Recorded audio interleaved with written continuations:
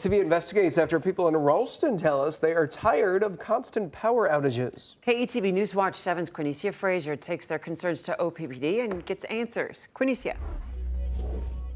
Julie, Bill, some of those residents suggest burying the overhead power lines in Ralston, yet OPPD says that transition would be both complex and expensive for homeowners.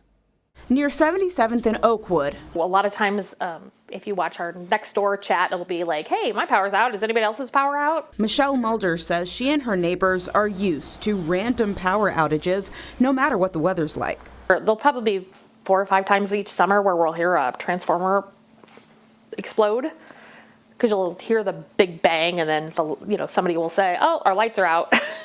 And not necessarily during a stormy time. It just happens.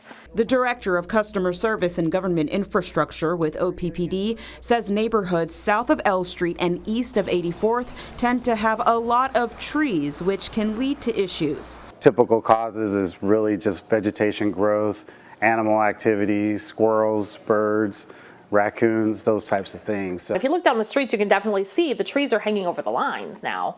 Wendell Young says tree trimming is the best solution. He adds OPPD crews rotate tree trimming locations every 3 years. There's still times where we will come back more frequently if necessary.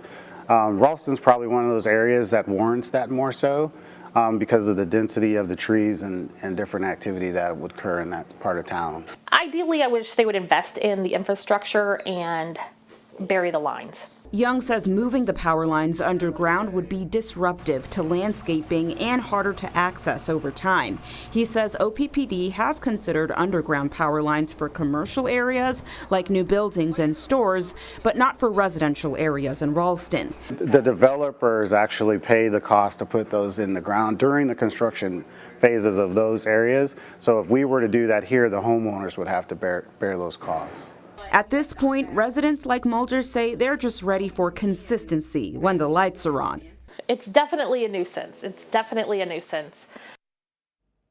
Now, Young urges customers to report outages at 1-800-554-OPPD. He says the more frequent calls they get in a specific area will trigger a faster maintenance response. Back to you.